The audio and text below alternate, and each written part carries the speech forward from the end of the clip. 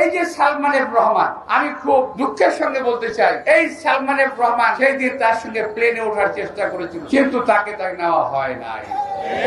হাসিনা ওয়াজেদ তাকে নেয় নাই। আর এই ক্রিমিনালদের বেশিরভাগ এখন দেশে আছে, সবাই পালিয়ে যেতে পারে নাই। আমার নেত্রী, দেশ নেত্রী বেগম খালেদা জিয়া যেদিন জেলে গেলেন, আমরাও তার সঙ্গে দহর বেঁধে জেলে গিয়েছি। আমি একটা অনুরোধ এই সরকারকে জানাবো যে ধরলেন আর যা কিছু করেন, তবে টাকাগুলো আদায় করলে এখন যে বাংলাদেশের যে ক্রাইসিস, টাকার যে সমস্যা, সমস্ত সমস্যার অর্ধেক সমাধান হয়ে যাবে। আর এই ক্রিমিনালদের বেশিরভাগ এখন দেশে আছে, সবাই পালিয়ে যেতে পারে নাই। আরেকটা ঘটনা আপনাদের বলি, আমি শেষ করব। যেদিন শেখ হাসিনা ওয়াজেদ পালিয়ে যায়, উনি ঢাকার বহু রাস্তা দিয়ে ক্যান্টনমেন্টে যাওয়ার চেষ্টা করেছিলেন, পারেন নাই। উনি পরবর্তী পর্যায়ে একটা জায়গায়, সম্ভবত আমাদের যেখানে আমাদের হয় বৃক্ষ মেলা হয়, কিংবা ওল্ড পুরনো এয়ারপোর্ট, বাণিজ্য মেলা হয়, সেখানে কোন রকম হেলিকপ্টার ভিড়িয়েছেন, নামিয়েছেন, ওখান থেকে ক্যান্টনমেন্ট গিয়েছেন, ওখান থেকে উনি একটা C-17 প্লেনে করে পালিয়ে গেছেন।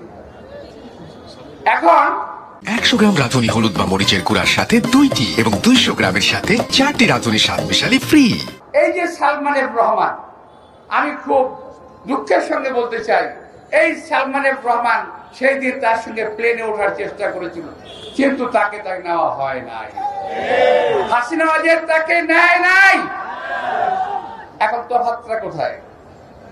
আমার নেত্রী, দেশ নেত্রী বেগম খালেদা জিয়া যেদিন জেলে গেলেন, আমরাও তার সঙ্গে দহর বেঁধে জেলে গিয়েছি। 1-11 সময় আমাদেরকে গ্রেপ্তার করা হয়েছে, আমরা পালিয়ে যাই নাই। দেশ নেত্রী বেগম খালেদা জিয়া গ্রেপ্তার করা হয়েছে, তিনি পালিয়ে যান নাই।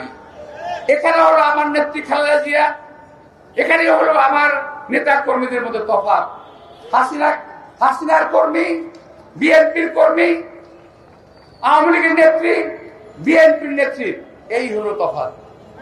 আমার নেত্রী এই দেশে বসে জীবন দিয়েছেন, জীবন উৎসর্গ করে দিয়েছেন।